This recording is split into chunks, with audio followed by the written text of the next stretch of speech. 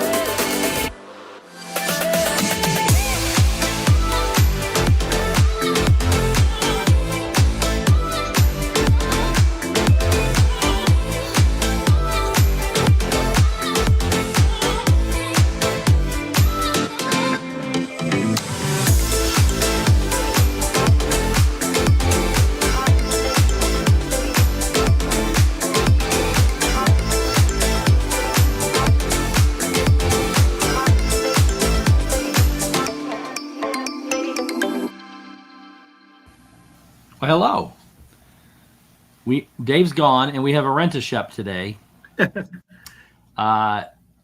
Just found out like 8 minutes before the show that Shep isn't going to be here, so made a quick message to somebody I thought would be very knowledgeable in helping us discuss our topic tonight.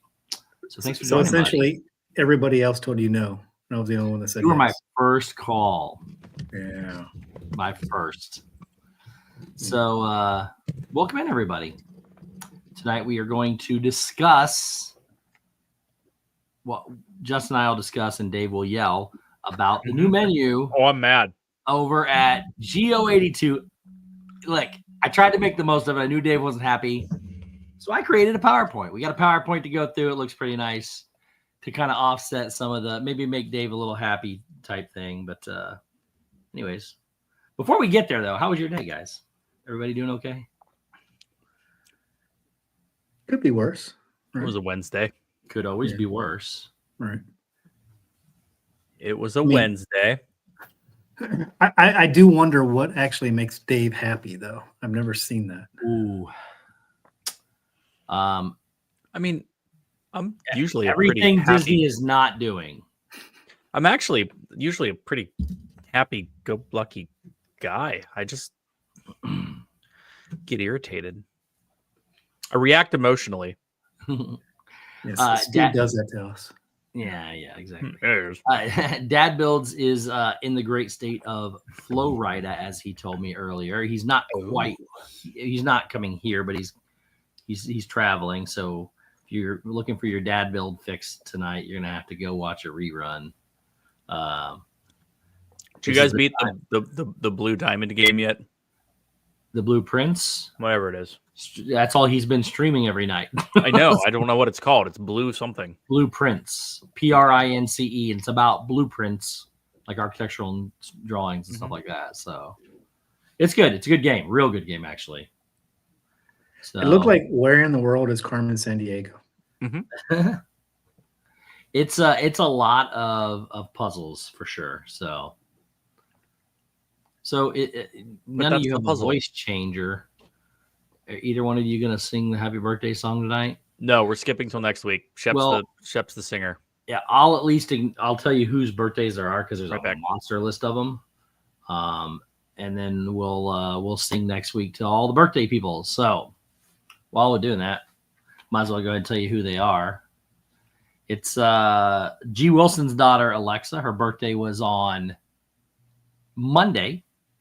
So hello to Alexa. Happy birthday to Alexa. Annette's birthday was also on Monday. Heidi Cook. Heidi Cook's birthday was yesterday, as well as Kaylee Weiska yesterday, Rob Weiska's daughter. Tomorrow is Dean's birthday, which is Dean from Dreamer's Empire. So go check out or go wish Dean a happy birthday tomorrow. It's also on Friday, Doug from Pepper Treeville. It's Doug's birthday. And then also on Friday is Diz Our Dreams' daughter's Abby's birthday is on Friday. And also on Friday is Crystal K's birthday is also on Friday. And then Sebastian the Crab's son, Darren, his birthday is on Saturday, rounding out the birthdays. So, whoa, time the F out. Did you miss a Friday birthday? Did I? The Friday birthday? I don't know. The only Friday birthday that matters? Whose is it? Gianna turns 18 on Friday. She's not on. Do I have her on the wrong month? She's on my list. May 2. Trust me. Steve was about to say, "Are you sure?" No, she is right there. I did miss a big. I don't know how in the world I missed that. Gianna's birthday. It is the big 18. We've talked about that for the last 3 weeks. I knew it was coming. Yeah.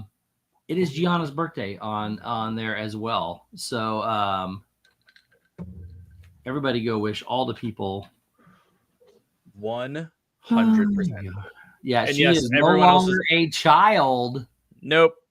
How do I get this? She's excited to go buy a lottery ticket and a rifle. There's all the birthdays.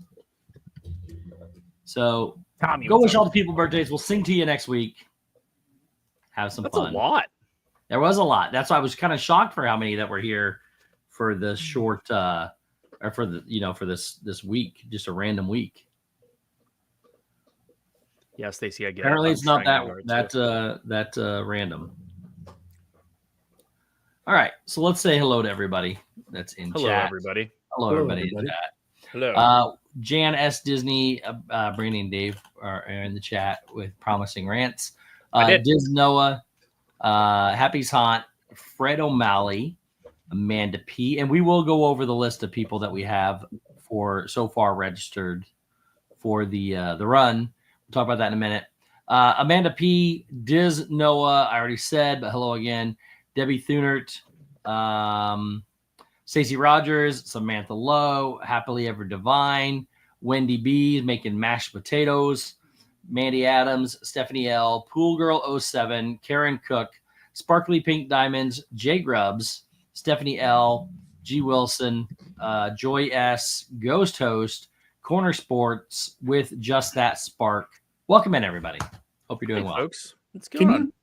Can you put music to that next time? I was thinking the same thing. Like we need like some background. I could do like some Simpsons music or something. Right. Yeah. Wait, SPD, are you saying that I should go get some bourbon right now? I don't know what she's saying, but it looks like what she's saying. Yeah. I don't know. So I'll talk bourbon in a minute. Yeah, we're gonna get there in just a second. Do we have an opening date for Geo-82 yet? Still May or June 6th, right? I can look. Hold, please. Have you checked your PowerPoint? Excuse me. Bless you. It is May 6th. There you go. It's coming to Epcot on June 4th. May 6th is when reservations are available. Sorry. Tuesday is reservation day. It's coronation day. So you can get you can get your reservations starting Tuesday. It opens June 4th, which is a Wednesday. Oh, it's a Wednesday. So, all right. So talking about what does that mean? What? June 4th, it's a Wednesday. You gonna go there? Stream from there? Maybe. They have 2 0-proof cocktails I will try. We'll talk about the list in a minute. Surprise! We'll talk later, but Dave and I have a plan for a Wednesday. Oh, we have a plan for a Wednesday in the future. We'll just do it. Bar Memphis, welcome in. All right, here are the people. This is the list of people that I have registered for the Snood 5K. We'll talk about that. We'll get to that in a second. So if you haven't heard, we are doing a virtual 5K race on June 18th with the Snoodos. The Snoodos are sponsoring the race. It was they came up with the idea. It's been pretty awesome. You can walk, you can run, you can do whatever, but there are a couple stipulations. Number one, as of right now, you have to register by June 11th, which is the Wednesday before. That may, as we get closer to filling up, that may change. So if you're interested, I need to know ahead of time.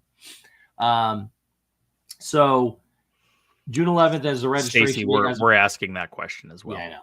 June 11th is the registration date as of right now. June 18th is the race. You have to complete your 5K, virtual 5K, sometime during the day, and then be in chat that night to let us know that it was completed. Dad Builds will be hosting it for us. Some of us will be down here walking on stream or running on stream, whatever. And everybody will be doing it virtually. And then if you are here and you do come to the show that night and you do tell us you completed it, there might be a prize for completion of said no minivans. Damn it. for said completion of 5K race. So if you're wanting to register, you got to either send it to my Instagram or send it to my email. Don't be trying to send me other places because I don't have Facebook. I don't have any other stuff that everybody tries to send me stuff on. But so not the D&T email. Instagram or my email, which is steve@stevesworlds.com. The multiverse. I think what we should do just now is just say we're limiting it to the first 50. Yeah, we are limiting it to 50 total people, yes. And we are currently sitting at about, if we count all of us, then we're sitting at 23. So we're about halfway. So we're going to limit it to 50 people. So the first 50 that want to get in, let us know. So we're Bon Jovi? Here are the people, huh? We're Bon Jovi? Yeah. Here are the people. Did he get the reference or did he just say yeah? I just said yeah. I'm guessing, is it Living on a Prayer? Yeah, we're halfway there. Yeah. I thought that's what it meant, but I wasn't, Here are the people I have registered for the virtual 5K. So I have Nicole from Happy's Haunt. Cool. You are registered. Kenneth H.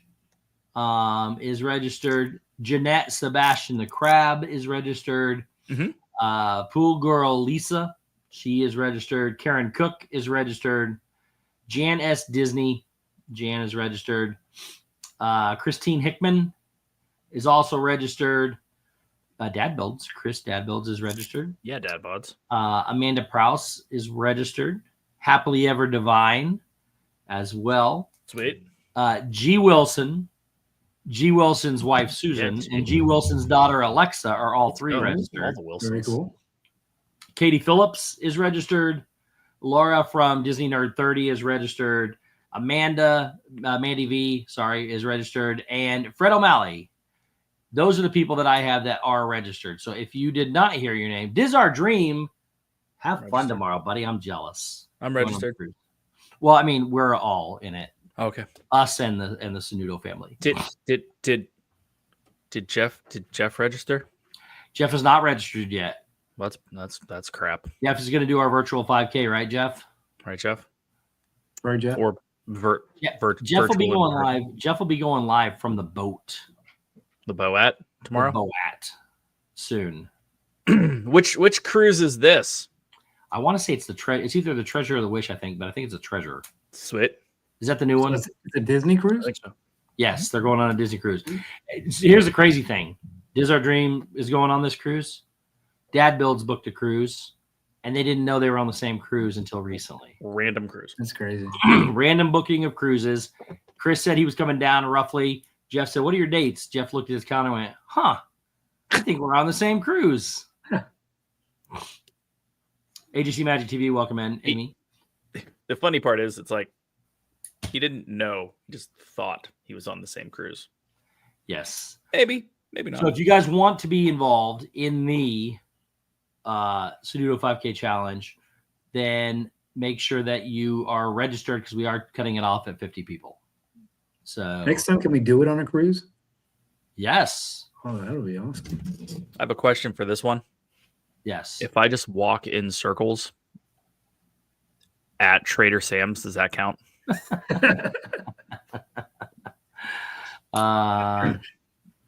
We figure it out. How many laps would that be? I mean, it's got to be hundreds of laps, well, it's right? 3.1 miles. Yeah. It's probably 30 to 40 feet around that room if you stay on the outside of it. No. It's more than that. Yeah, I think so. Yeah. It's probably it's only 30 by 30 by 30 by 30. Yeah, but you remember the bar cuts off half of it. There's one diagonal table. You run around the diagonal table, come back, and you're up back there again, back around the diagonal table. So we could probably do that out over the whole way up to Tambu and then back there. Like, we could figure it out. Don't get me started. I'll do math.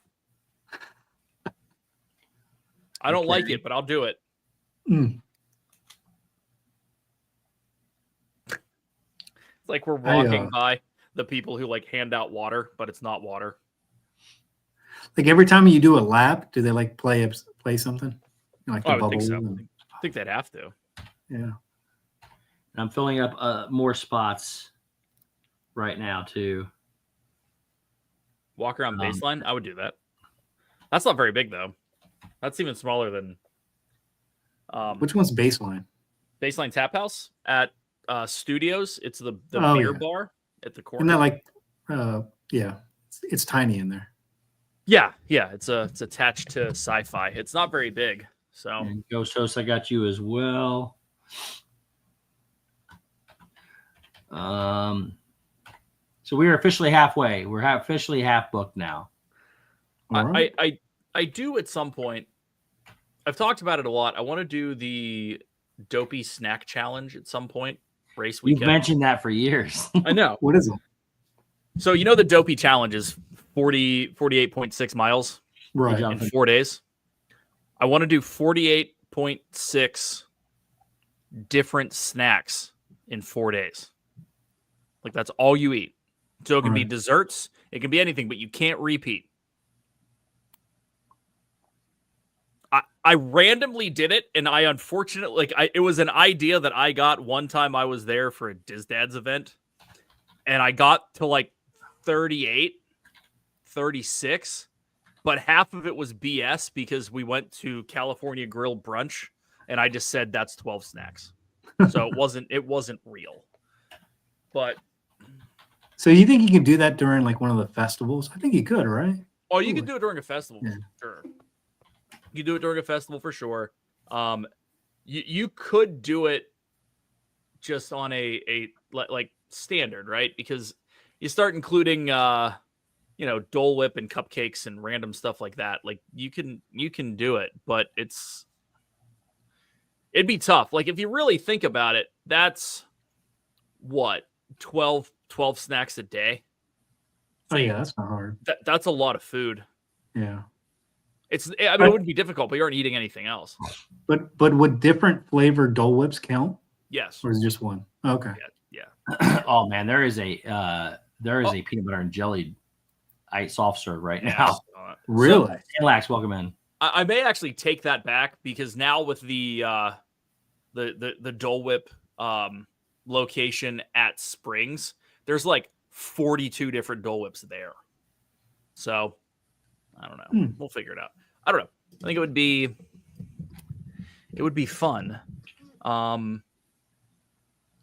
It'd be reasonable. 48.6 drinks would be real tough. Or not. I mean, yeah. Depends. That's a lot of drinks, though. When do you have to do it? Like in a week or a day? No, or 4 days. The same thing as the race. 4 days. Okay. Oh, that's right. Because it's the 5K to 10K, the half, and the full. Yeah, that's right. VP, what's up, buddy? From Magic Kingdom. Hope you're doing well. So it all depends on the drinks that they got because some of them just don't sound too good. Right. Yeah. Ooh. Man. All right. So if you guys are interested, once again, let me know over Instagram or email that you are interested in signing up for the virtual 5K. We are more than halfway full. So let me know. And let's move on to the topic that everybody wants to know about, except for Dave. No, I still want to know about it. I have opinions. I have hard opinions. He has opinions. And he's not. I got you, VP. Dave seems less than. He's underwhelmed. Let's say that.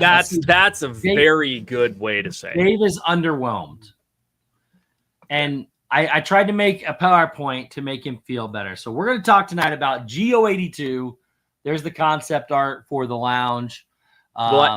Will I be whelmed? Because I really don't want to be overwhelmed. I don't like being underwhelmed. Will I be whelmed just enough? I think my PowerPoint is going to make you right in the middle. Whelmed. You're going to be okay. Can I ask a question? Yes. Why is the guy in the front creeping on the girl at the bar? It is weird, right? Oh, wow. Super weird. He is. Yeah. That doesn't look good. If you're wondering what he's talking about, he's talking about this guy. This guy right here. He's just like zoom and beam the light right over here. Yeah. I mean, interesting. Good call, Justin. I didn't even see that. Maybe it's his wife, and she's getting drinks at the bar to bring. Could be. He just decided to sit and talk to the bartender. Doesn't usually sit. Yeah, that's what I was gonna say. She doesn't usually sit and talk. So that's fair. Maybe she likes him more than her husband. Yeah. All right. So this June 4th, Geo-82 opens up. May 6th, reservations open up for it. So Tuesday, there is going to be this area back here. I gotta use this mouse. So this area back here is where you can see the fireworks. So you're going to be able to see fireworks back there. There's also a dessert party back here somewhere. Somehow, we're not sure where or how yet. Allegedly. But David has heard there's going to be it's a dessert champagne and dessert bar. Dessert party-esque. Dessert party dessert party-esque fireworks viewing spectacular that you probably have to pay $97 for. Get appetizers, some champagne. I bet it would be really cool though with the fireworks actually piped into it though. The music actually piped in. Oh yeah. Mm-hmm. But it'd be better if the fireworks were piped in. That'd be great. The fireworks though, Disney Dojo, hello. The fireworks, unfortunately, I think not hearing them like explode that where you're at and everything, I think it's gonna take some of it away. Only because this lounge is a long way away from where the fireworks are. Mm-hmm. So we'll see how it goes. So remind me, where is this located at? In Spaceship Earth. Oh, in the back of the ball. Oh, so what I think you're going to see is you're going to see it overlook all that new area that they just built, though all the gardens and the park and Walt's statue and all that. That's going to be kind of cool. But way down at the lagoon is where the fireworks are going off. So you're quite a ways away. And the monorail, you will get some good pictures of the monorail though, because the monorail does go behind there. But yeah, this is right in the back of Spaceship Earth. So we have stuff.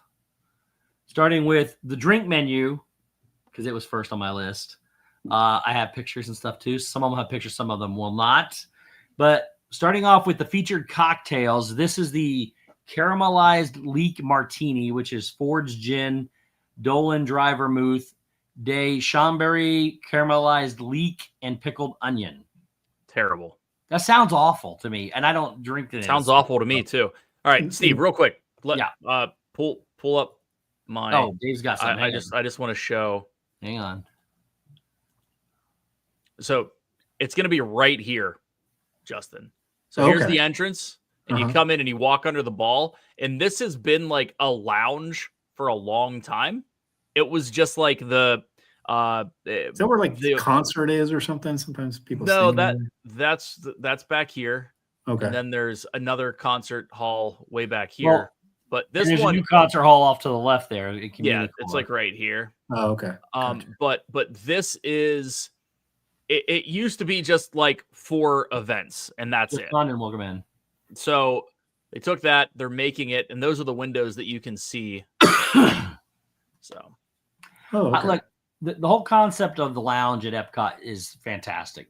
But I'm with Dave on this, that a lot of this stuff looks questionable. Like they tried to take inspiration from international cuisine and drink. And if somebody around the world is drinking this, then sorry. So anyway, AJC Magic says, Amy says that it's it was a sponsor lounge. Someone always sponsored it, whether it was Delta or whatever, right? So this looks dumb. Yeah. And that's going to be a theme throughout this entire thing. Nathan, what's up, buddy? Yeah, this is This is one of the signature drinks that got the picture. These are the featured cocktails. So that's the first one. Next up on the list. Well, what is pickled onion, and why is it in a drink? Have you ever had pickled vegetables at all? Yeah, so not pickled onion. Pungent. It's in this drink. So here's the thing. Pickled onions are actually, like, cocktail onions are actually a thing. All right. I believe that's what they're referencing, right? So they're usually pickled, they're little cocktail deals. You put them in Gibson's, you put them in some other stuff. That's not my issue. This entire drink is going to taste like an onion. Yeah. Leeks taste and smell like onions. You have gin, which obviously is pretty aggressive for a liquor. Dry vermouth, whatever, it's a thing, and then a pickled onion. Like, this is dumb. This is your feature martini. This is the first thing that you put on a freaking slideshow. Not you, Steve, but them. Yeah, this is the very first item on their menu that they when they presented it. So is that De Chambéry part of the vermouth? Is it Dolan dry vermouth De Chambéry? De Chambéry, yeah. Okay. Your breath is going to stink after this. Yeah. It's a terrible idea. So is this one that you're supposed to eat the onion and stuff afterwards, or is this just for flavor? You drink it, you throw the rest away? A little bit, whatever. Some people like them, some people don't. T. Marie's Place. Hello, Tina. Welcome. All right. Next one up on the list is the Brown Butter Old Fashioned, which is Woodford Reserve Double Oaked Kentucky Straight Bourbon, brown butter, maple, and Hella Cocktail Company's Mexican chocolate bitters. What say you? I'm not I'm getting, I don't know. I feel like I'm too old for bitters. It's just me. But if I drank an old fashioned, this wouldn't be too bad at all. Yep. Yeah, this one actually doesn't sound bad. This is one thing on the menu I'd probably order. I don't know if I would order it at. I mean, you're taking Woodford Reserve Double Oaked, which is in Pennsylvania a $70+ bottle of bourbon, and making a cocktail out of it. It's not your standard Woodford Reserve. So this guy's probably going to go mid-20s for a drink. Yeah. But from a flavor profile, this actually sounds pretty decent. It's one of the few things that I would actually drink on it. Probably not for the cost. I like brown butter and maple, but I don't know what is chocolate bitters. So bitters is how do you explain it? It's a rendered semi-alcoholic fermented. They call it bitters for a reason. Is it like bitter? Is it pungent? It's really bitter. Yeah. Oh. But it's bitter for a reason. But like, they make all kinds of them now. So you got chocolate bitters. You have like there's pepper. There's pepper bitters. All kinds of fun stuff. It usually accents the flavor of the drink, and this actually would pretty well, my opinion. So, that ain't bad then. We got a couple here that. What's that? Going back to what Dave said, it's Woodford, and you usually drink that straight up. Yeah. So mixing it with the other stuff might be like considered a sin, kind of, when you drink it. If you drink it normal, it's just stuff. You know, it's a semi-expensive bourbon. You usually use other things to mix. It's definitely not one of the most expensive bourbons you're going to run into, but it's not a $30 shelf bourbon that you don't mind on the rocks, but you buy to make drinks. Right. And this does look like some kind of carrot roll and blueberry decoration. No, it's an orange peel. It should be an orange peel. And then maraschino cherry. It could be an orange peel. All right. Next up on the list, got a couple cocktails here. These are still featured cocktails that don't have pictures. So we have the strawberry and coconut right hand, which is Campari liqueur, coconut cartel. I don't even know what that is. Añejo rum, yep. Carpano, Antica formula, sweet vermouth, and strawberry and coconut. So you got that one. All right. I'm going to sound like a girl, but I would drink that. It almost sounds. What isn't it like a? No, that's pina colada with pineapple, wasn't it? No. So this is probably a little more aggressive than you think it is. I don't think this is going to be overly sweet in any capacity with the Campari for sure. What is Campari liqueur? It's a liqueur. What family does it fall in? Well, kind of bitter. It's well, let me look it up. And then it's obviously got rum and vermouth. Bitter herbal aperitivo with complex flavor profile. It's known for its distinct bitterness, notes of orange, herbs, and wood, and velvety aftertaste. If you order a Negroni, which is gin and this stuff, you do this after you drink it. Wow. But we have that one with a smoother rum like this. This is going to be an aged rum. Don't know how long. It's probably going to even it out. And I would try this one. I'm not a big coconut guy, but this is one of the few that's on the list. Okay. The next one's going to be fun. We have a highbrow Batanga, which is so excited for you to say all this. What's that? So excited for you to say all this. Yeah. It's Tapatio, Reposada, Tequila, Ramazzotti, Amaro, Cola Nut. I don't know what Cola Nut is. Lime cordial, and salt and bubbles. I have no idea. What that sounds like somebody's bath toy recipe or something. What is all that, Dave? No, wait, he's got a. Yeah, I will say, I'm a tequila fan, but this does not. I'm sure it's going to be $40 probably. What is Ramazzotti Amaro? Well, an Amaro is a liqueur that's almost like, I think I've had it with like coffee before. Those kind of. Really? Yeah, I'll look it up real quick, but. You look that up. I'll look up what a cola nut is. Yeah, please tell me what a cola nut is, Steve. Make sure you clear your history. You got to make sure it does not say koala. So cola nuts are spread out for sale in the central market in, oh my God, Ouagadougou, Burkina Faso. That's where it's at. The cola nut seed is of certain species of plant of the genus Cola, with a C, placed formerly in the cocoa family and now usually subsumed in the mallow family. I don't know what that means. Interesting. They're tropical rainforests of Africa. So, I don't know what Ramazzotti Amaro is. I looked it up. It says it's 33 herbs, spices, flowers, and fruits from all over the world, giving it an intense and balanced flavor to be enjoyed alone or in cocktails. Interesting. This is the first I've ever heard of it. Secondly, this kind of sounds like tequila and soda with some other stuff that they put in it. I don't know. I might be wrong. It just sounds really weird. And the cola nut comes from Africa, the rainforest of Africa, it says. So I don't know. And then the last one, and like Justin said, that one's probably going to be pretty expensive. The last one there is strawberry black pepper sour, which is Campari liqueur, Luxardo maraschino liqueur, strawberry, lemon, and black pepper.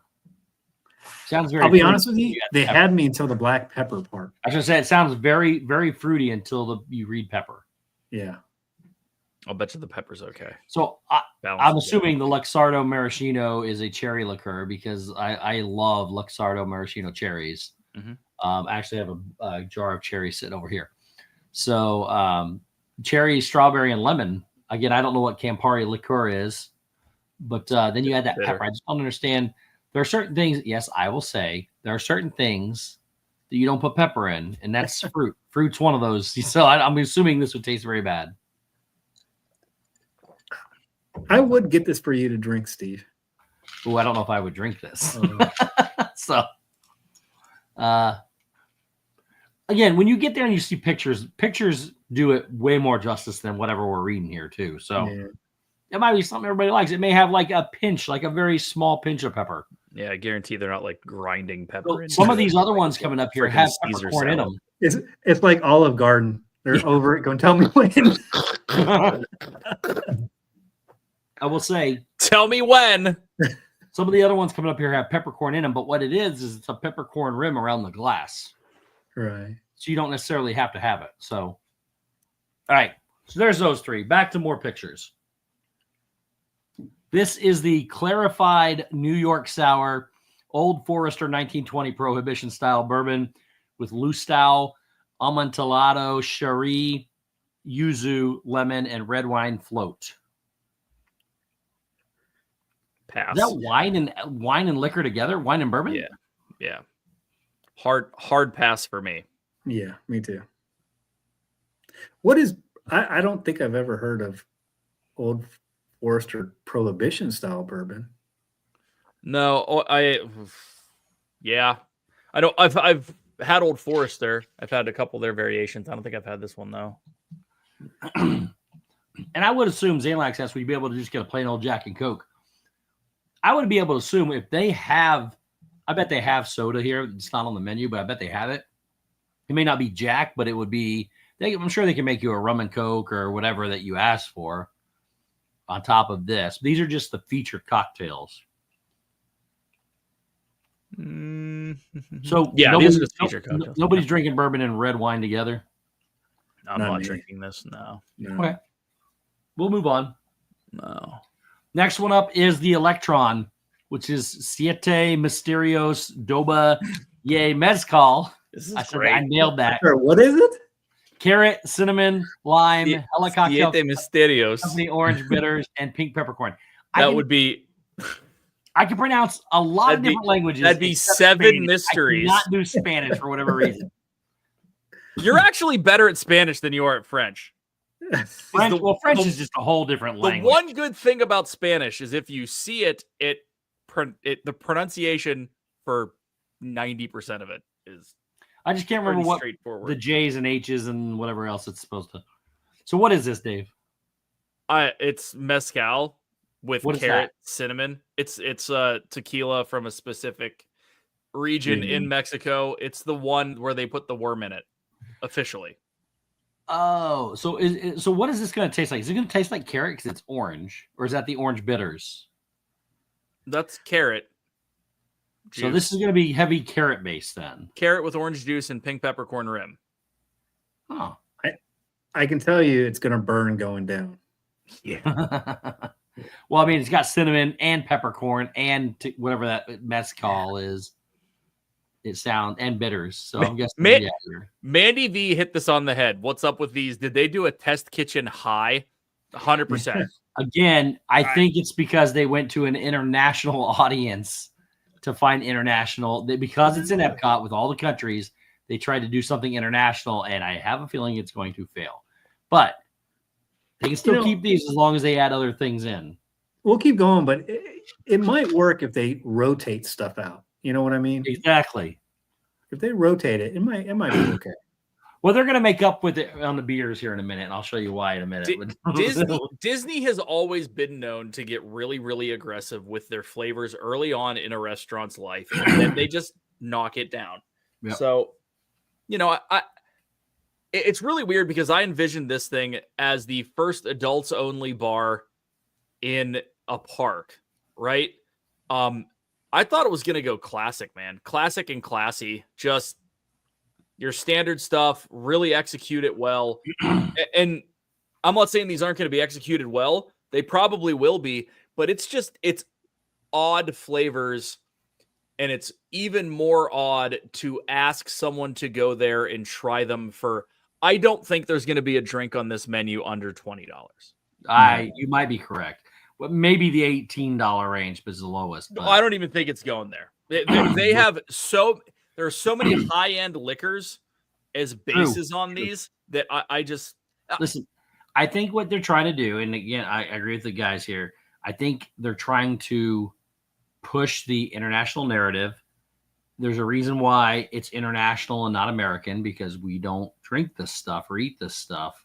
And I think they're trying to push that. When they find out it doesn't work, I do believe they will scale back to a different menu. But we'll see. We'll see how it goes. All right, up next we have the Peach Shrub Whiskey Smash, which is Toki Suntory Whiskey, Lustau, Amontillado, Sherry, Peach and Mint Shrub, and Bubbles. What is Bubbles? Is it just like champagne? It's just soda water. Oh, yeah. Soda water. Okay. I don't know, Justin. I'm actually okay with this one. I'm not a peach fan. That's the only thing that I don't like. I can understand that then. I'm okay with peach. I like peach and mint. I think it does well together. I'm assuming that I didn't look this up, but I don't. What kind of whiskey is this? Is this Japanese? It's Japanese. Yeah. Is it? It sounds it. Like, I'll look at it. Yeah, but you got sherry. I mean, this one seems as straightforward as you're going to get for a sweeter kind of peach drink. What is a Lustau Amontillado Sherry? Oh, it's just sherry. Sherry, sorry, not sherry. Yeah. So it's a silky Japanese whiskey with subtle sweet and spicy finish. Love that. Yeah. I'd probably be okay with this one. If you don't like peach, though, I understand. Yeah. Got a few more here that don't have pictures. So we have, these are more rounding out the feature cocktails. So we have the Banana Brulee Highball, which again is Toki Suntory whiskey, Lustau Don Nuno, Oloroso Sherry, banana, coffee, cacao, and bubbles, which basically sounds like chocolate banana with coffee. I'm leaving this one open to Justin because we had some banana and drink conversations last night. I think I would do this. I'll try it. Yeah. I'm actually okay with this. A banana and coffee flavored whiskey drink. Banana, coffee, chocolate. We'll see. Again,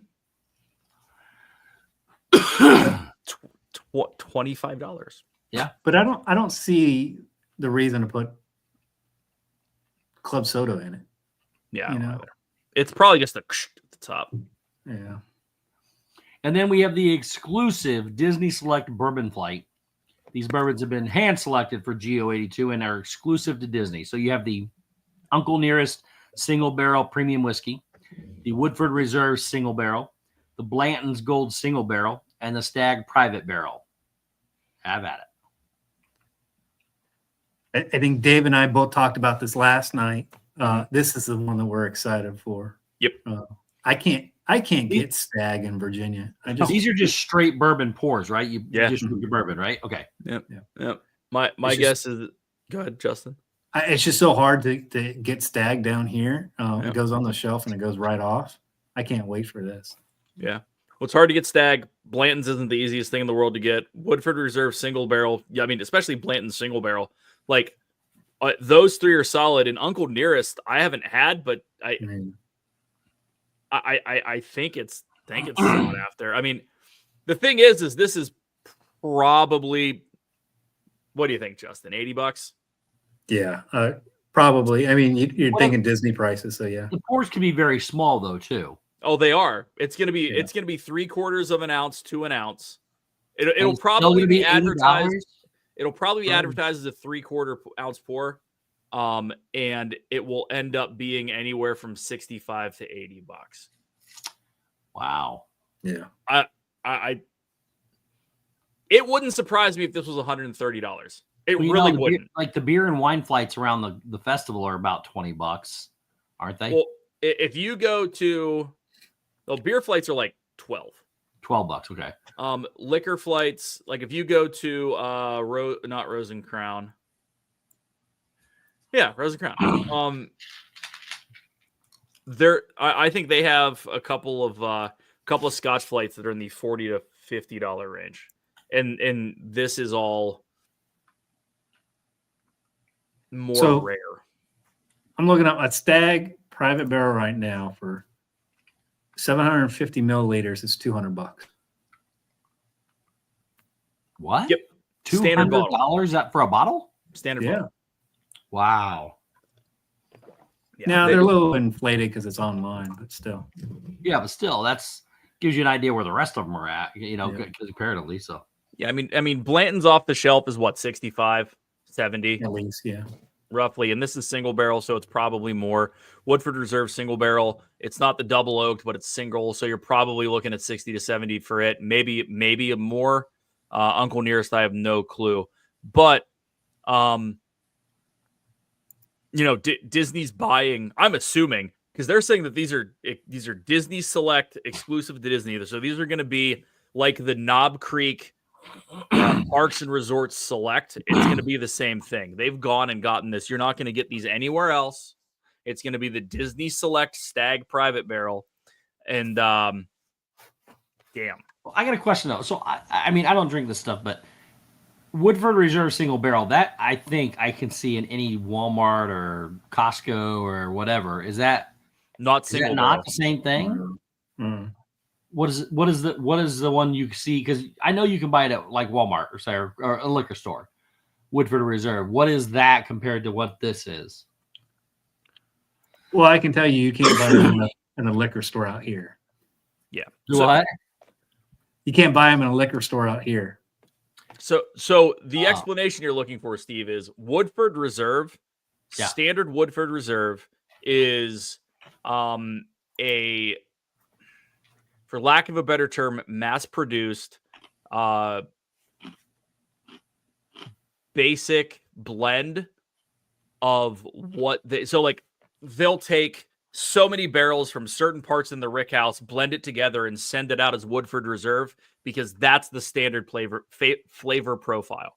A Woodford Reserve single barrel means that someone went and selected a single barrel and got all of the bottles out of it, which is how many hundred? Oh, yeah, just a couple. Someone will, yeah. So it's a small batch, right? All of these are small batches, and all of them are selected specifically for Disney. So I'm not gonna lie. Here's what I thought the barrel thing meant. Like when you do the Kentucky bourbon ale stuff, right? You take the stuff and you soak it in the barrel of whatever it was. I thought that meant it was either soaked once in the barrel, and then if it was a double barrel, it was soaked in 2 different barrels, made it even better. I don't know what that. Apparently, I'm not anywhere close. So, all bourbon is aged in barrels. All of it. That's what gives it its color. It goes in clear and it comes out brown. Really? Yep. And legally, I don't think you can call it bourbon without it being aged. Yeah, you can't call it bourbon without it being aged for a specific amount of years. But I looked up that Uncle Nearest single barrel, and it's about $100 a bottle. There you go. Wow. So your Stag is your premier drink here on this list. 100%. Okay. Well, there you go. So out of all this, that's the last of the featured cocktails. The Bourbon Flight seems to be the biggest hit with you guys. Yeah. I mean, it's going to hurt the wallet probably the most. Oh, without a doubt, will hurt. Yeah, it's a big kick in the wallet. Cool.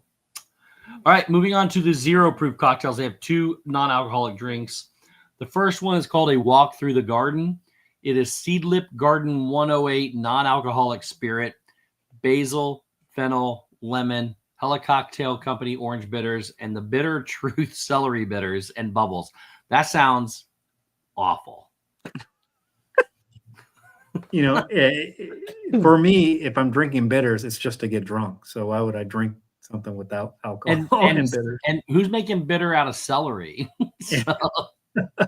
And fennel and basil. And I mean, this just sounds terrible. Yeah. This is a hard pass. Okay. We're not going to spend any more time on it. The other one, though, is a Manhattan in the morning. It's Seedlip Spice 94 non-alcoholic spirit. Joffrey's Coffee Cold Brew. That's the only part I don't like. Maple, Verjus Blanc, Tart Cherry, and Fee Brothers Black Walnut Bitters. Actually, I don't like walnut either, so that was probably going to be a hard pass too. No, the walnut won't. It'll just add a slight nutty flavor to it. You're not going to taste walnut, okay. Trust me. But the coffee, though. Here's what I'm saying. I will take this Manhattan in the morning, but take the non-alcoholic thing out of it and put bourbon in, and I'm here. This actually sounds pretty good. What is Verjus Blanc? I don't know. Something. Okay. There's your 2 non-alcoholic drinks if you're interested. So there you go. Is that like a white wine? It might be. It's non-alcoholic. I mean, I guess it could be. Well, it could be a non-alcoholic one. Yeah, it's a non-alcoholic white wine. Interesting. Well, I mean, if I was going to try one of the 2, it'd be definitely this one. I ain't trying the other one, so the other one's nasty. Right. Wendy, moving on to our wine selection. No pictures for these, but we have champagne and sparkling wine. We have the A. Bergier, or I don't know what that is. Origine Brut Nevada, NV. I don't know what Nevada is. I don't think it's NV. We have the Schramsberg Brut Rosé, which I don't understand why that's under the champagne and sparkling when the rosé we have is the Arno Roberts Rosé. It's probably a sparkling. It's probably a sparkling rosé. That's the brute part. Wow. Yeah. Any opinions on any of that stuff right there? No. Zero. I don't drink wine. Okay.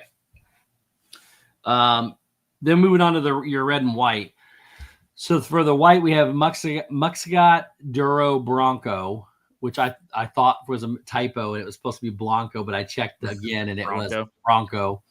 You have the Domaine Ciré Courtauld Quincy Sauvignon Blanc and the Massican Hyde Chardonnay. So those are all of your whites.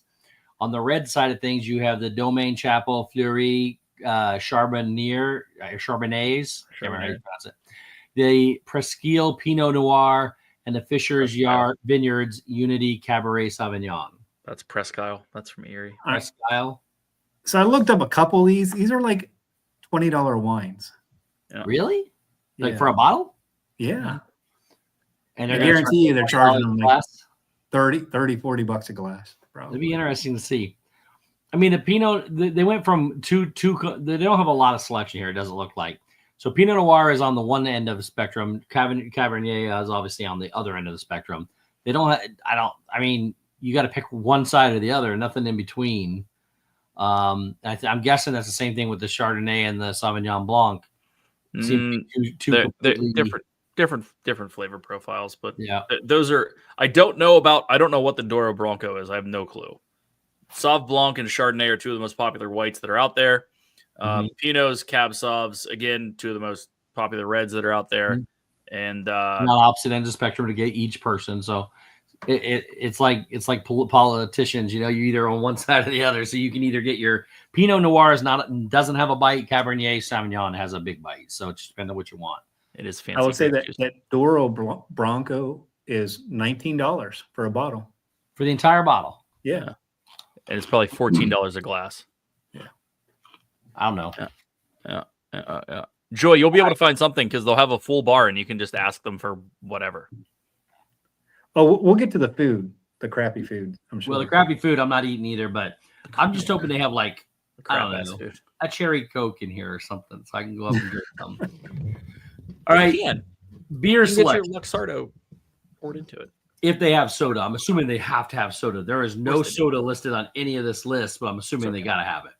They're not going to put Coke on this. This isn't a full menu. This is them throwing out the important fun stuff. So beer, we have the Athletic Brewing Company Run Wild non-alcoholic IPA. This is not a typo. Sounds terrible. They have Miller High Life Lager. We'll get to that in a minute. They have Bell's Two-Hearted IPA, the Lexington Brewing Kentucky Bourbon Barrel Ale, the Modelo Especial Lager, and the Yuengling Traditional Lager. Yuengling is very common.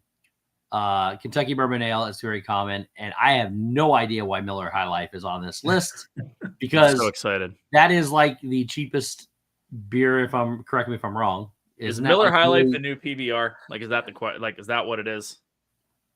Pretty much, yeah. Yeah. I know everybody disses on it. It is the champagne of beers. That is correct, G. Wilson. I will say, I like a Yuengling, but I'm not going to this place and drinking a Yuengling.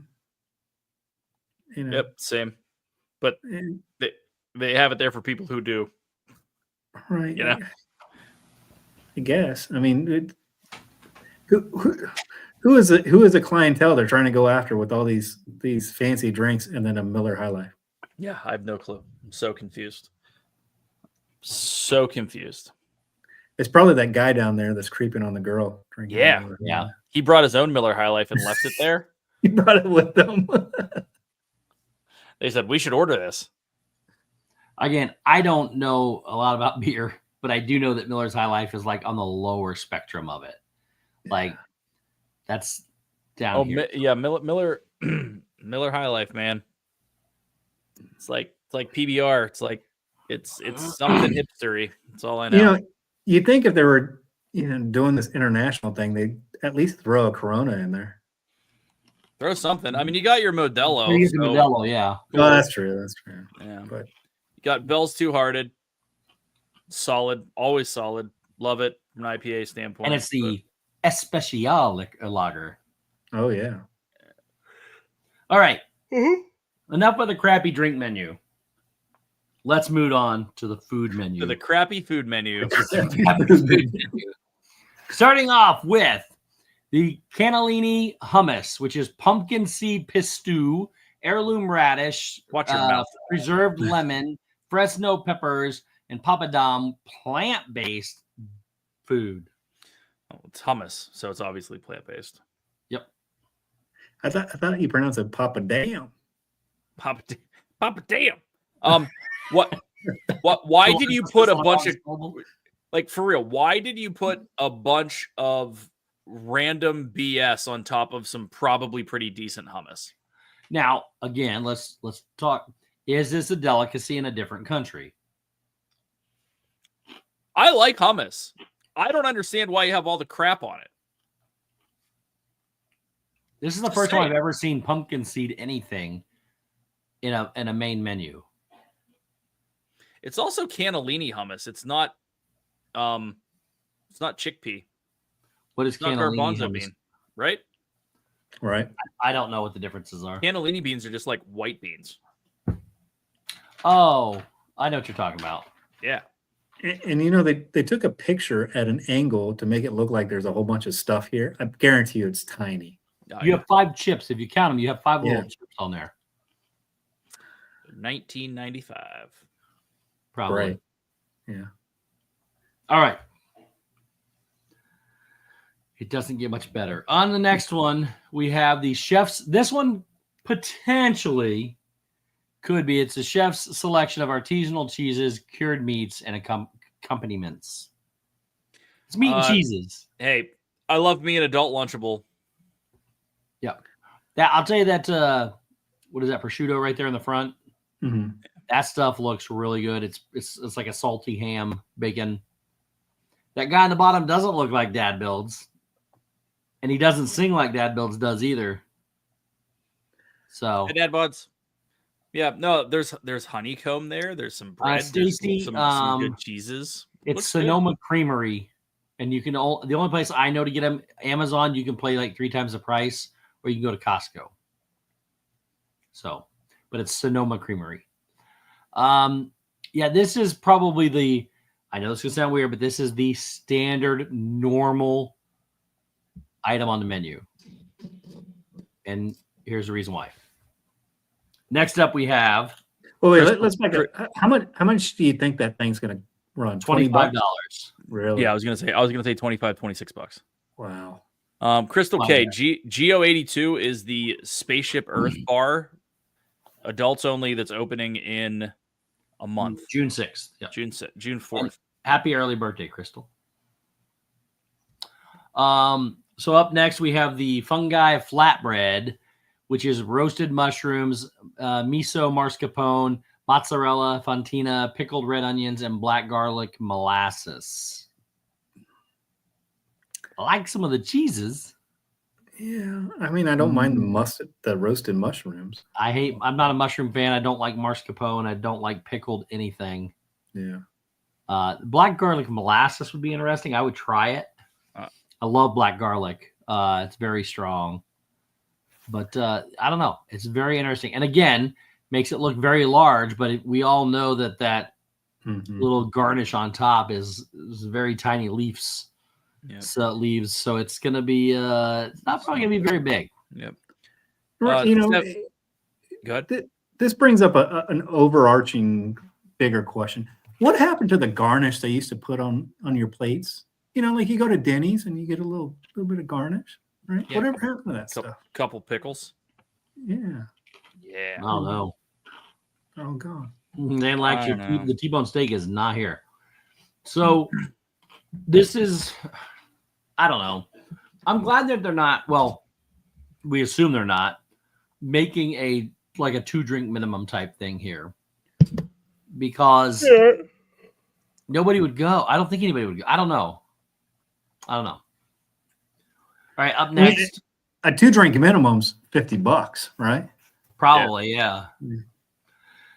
The jumbo lump crab gatto, smoked cheddar, pickled mustard, seed lemon vinaigrette, and Siberian supreme caviar. It's like a caviar and crab cake. I'd eat this until we got to the mustard seed lemon vinaigrette. It's all sitting there at the bottom. You can see the I- seeds sitting in there, swallowing in the thing. Yep. I think it sounds pretty good. It's obviously big seafood. I I'm don't- not even coming close. I don't know if I like crab cakes are always hit or miss. You know. So somebody look up Siberian Supreme Caviar and how much is that an ounce? Because Well, I'm gonna say, how much do you think this thing is? This little thing. I'm guessing this could be upwards of $30. I'm saying $40. Yeah. Oh, so this, whatever. I mean, I guess it depends on the brand, but I'm seeing some of this Siberian caviar for $235 a tin. Damn. Oh wow! And look how much. Now I'm not saying this is very big, but look at the number of eggs in that caviar right there. Yeah, it does look like it's a pretty good amount. That means it's going to be a little expensive. So yeah. But I still don't think that's going to be the most expensive thing on the menu. I think the next item, which is the final item on the menu, is going to be the most expensive, and that is the truffled ahi tuna, which is Japanese whiskey barrel-aged soy truffle, ponzu, citrus, scallion, tobacco, and black sesame seeds. And that's 4 little pieces of tuna there. But I would assume, I can't eat it, I won't eat it, but I would assume this is the best item on the menu and the most expensive thing in the entire place. My guess. It looks like it's on a petri dish. It does. I mean, look at the nozzle to drop those little droplets of water out. This is going to be, I think these are going to be so tiny. And maybe that's how they make it to a reasonable price. I don't know. But it looks very tiny. What do you think, Dave? It looks okay. I'll try it. It's probably, I mean, it's going to be pricey like everything else. It's just seems to be what they're going for here. I like ahi tuna. This looks pretty good. And to be fair, they did announce this as it being a small plate restaurant or small plate foods. Mm-hmm. So these, we know they're not very large portions. That is a damn small plate. That is very small. You can see the little rings for the lid on that sauce. So that's zoomed in pretty good there. But there is one last thing that they sell here. The only thing on the entire menu or the entire thing tonight that actually intrigues me, and that is the souvenir glasses with the Geo-82, the wine cup and the bourbon drink. But they have the Decasphere on the bottom of that, both these glasses. Geodecasphere, I think it was called. Yeah. It's on the bottom of these glasses, and it says Geo-82 on them. I kind of like the logo a little bit. I like the little triangular paneled shape on the bottoms of them.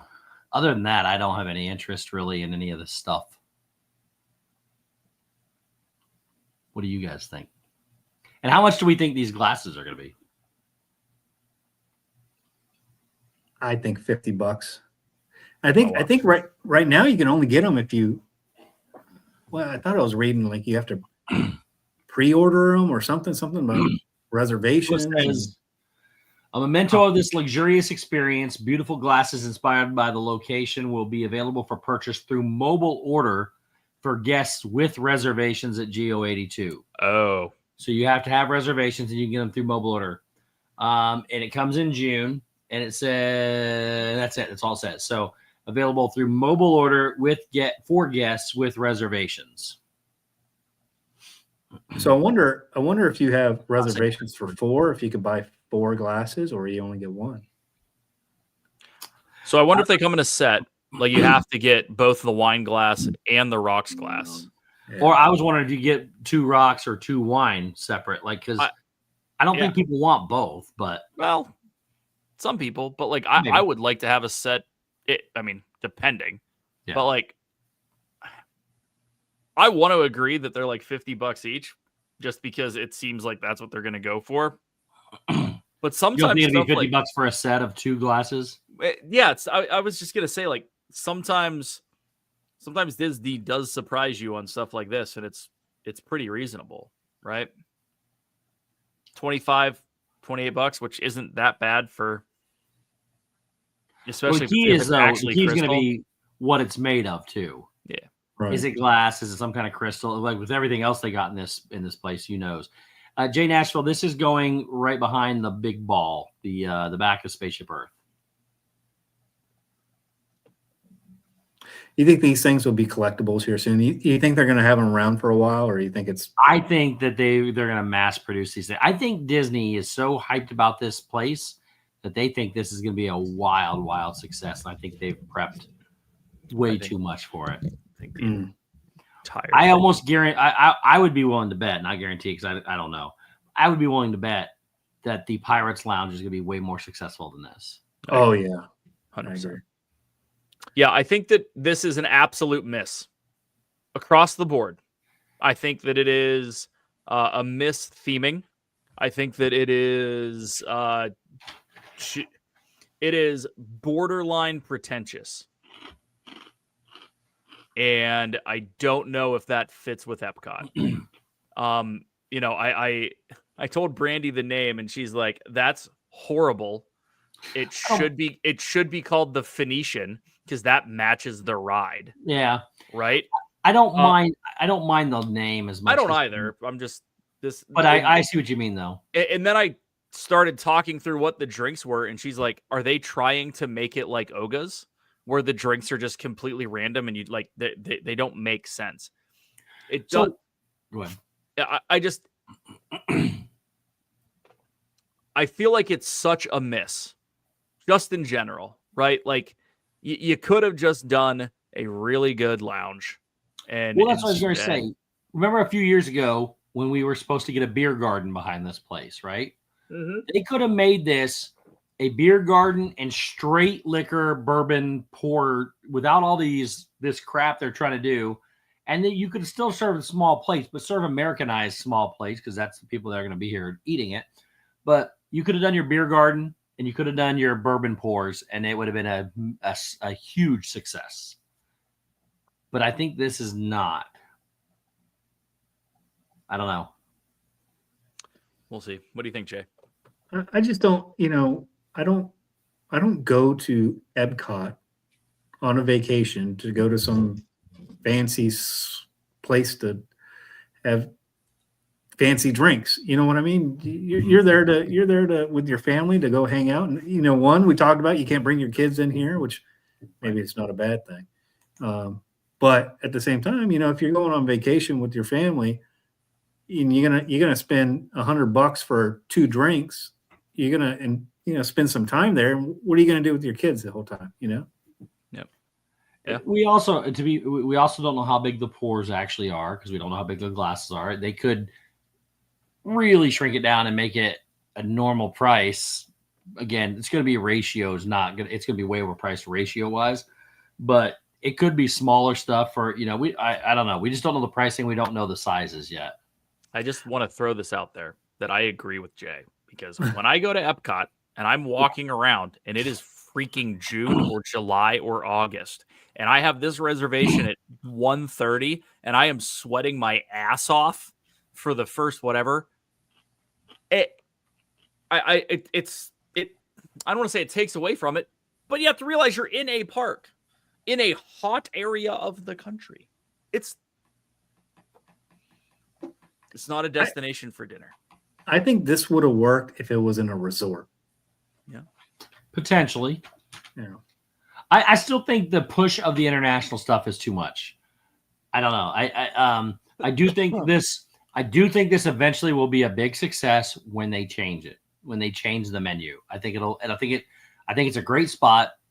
I think it's a great idea for people to go get a beer or whatever. I don't think you should have to do reservations for it. It should be a bar set up where you can go up and get a drink where kids can't go and enjoy it. Enjoy your beer or whatever you want to do. But I think they'll change it eventually and then it will be a success. But I do not think with this current menu that it's going to be good. No, I agree. But we're all going to try it. Mm-hmm. Yep. Wait till June 4th at 2:30 when the first vlogs come out. Right. Oh, they'll probably have previews. So I wonder if they're going to do soft openings for this. they're gonna have to. I'm sure. I mean, they'll probably do something media. They'll invite people there, do whatever, do the tastings, all that stuff. So yeah, I'm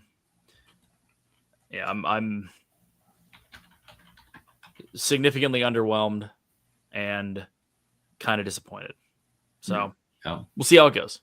But like, I was really pumped for this one. I thought it was going to be great, and then they said no kids, and I'm like, okay, well, at least Gianna's 18, Dawson's 13. So for us to be like, hey, go ride some stuff, we'll see you in an hour. That's fine, but like Jay said, what's a family gonna do with a 7 and a 5-year-old? They're not gonna go here. There's no way. Now, how does this whole what fireworks package or whatever it is work? Does it look like, because it kind of looks like there may be like a sunken place down there where I think so. Yeah, let me pull that picture back up real quick. Although I just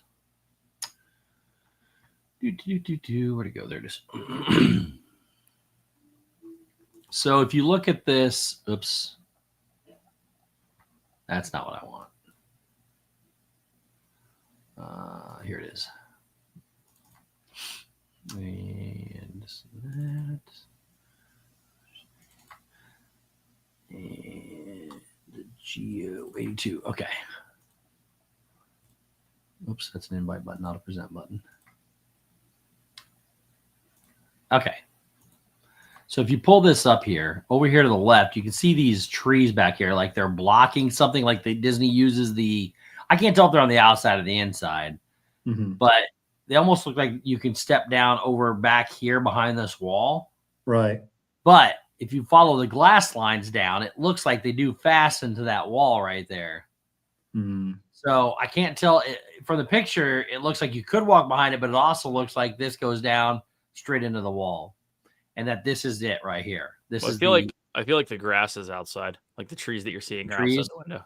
Yeah, potentially could be for sure. But I mean, it's going to have some pretty cool. I mean, you see the lights here, you see the fireworks, you got the land pavilion over here and the imagination pavilion. I don't know. I think it's going to be kind of cool to see, but I don't think it's something you're going to have to go in there and go, hey, I need to go back to that place. Right. So again, kind of like what you said, if they pump in the music from the fireworks show, they dim the lights in there really low. It could be a nice place to watch the fireworks. I also think that you're going to be able to go into the bar itself eventually without reservations. Yeah. So reservations on the seats, no reservations as long. I bet there's it's kind of like Space 220 Lounge where you go up, you put your name on a waiting list, and when there's a spot available at the bar, they'll call you. This picture makes it look nice. There's all this room, but it kind of reminds me, you go into Olga's and you can't do anything because there's so many people crammed together. So this says advanced dining reservations can be made Disney World website or My Disney Experience as late as 180 days out from your arrival. When did that happen? That's got to be old, right? It's always been 6 months, but that's prior to COVID. It's been 60 days. You used to be able to 60 days used to be park or fast used to be. I know. Dining used to be 100. Dining used to be 180 days. I know. It's not. As of COVID, they changed that unless they went back to it. No, it's 60. So it's only 60 now for 60 everything. Days. Yes. 60 days. Which is weird. I think that's just bad math.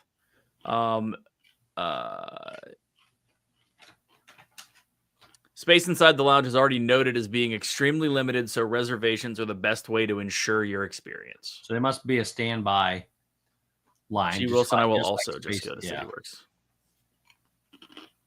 I mean, if you look at this picture, of course, it's just a drawing, but it doesn't even look like you have a place to sit, a party of 8 or something. Yeah.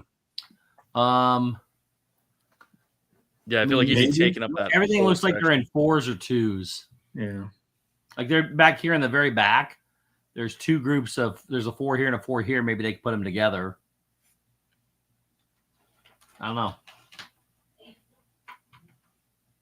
Very interesting.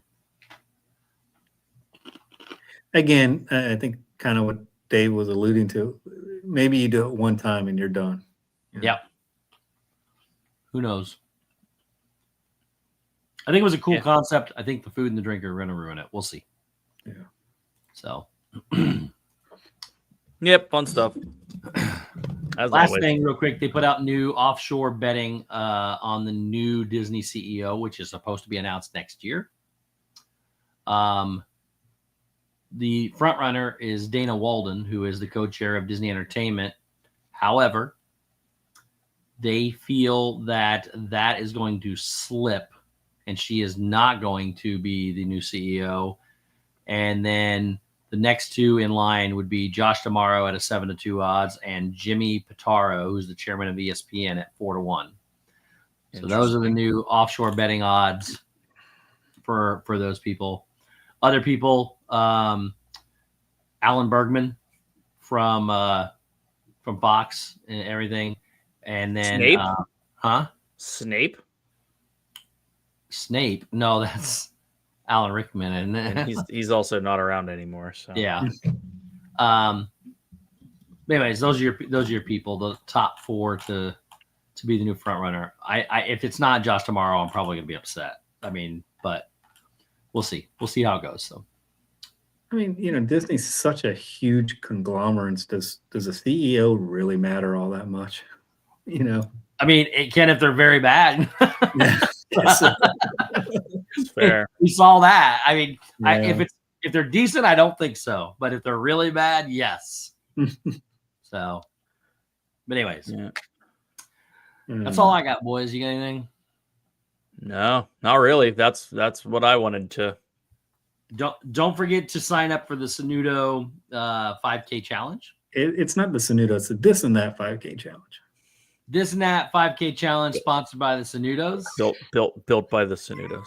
The Snood DNT 5K challenge, virtual challenge. If you want to sign up, email me, steve@stevesworlds.com, or Instagram, which is just, I can't remember, Stevesworld Disney or something like that. It's all over the place. So message me at one of those two places. We're capping it at 50. So if you're interested, let me know. And you had to be present on June 18th. Yep. Be present on June 18th. Let us know that you completed your virtual. We're going to do it online. We're going to do it live. You guys can join us if you'd like to do it live. Mm-hmm. And then I will we'll go from there. So we already have a location picked out. We do? We kind of talked about it. Yeah. He does. We'll talk about it. Therefore. Yeah. I haven't told. So, all right. Well, also real quick, just going to tease it. There is like really significant chatter behind the scenes on D&Tiki. D&Tiki. So, all right. Yep. Sorry, you can't go watch Chris right now. He's not live. Go. But he is alive. Go Panic. He is alive. He is alive. He is also in Flow Rida. So, go Panic on trying to figure out what to do with your lives. We love you guys, and we'll see you next week. Bye everyone.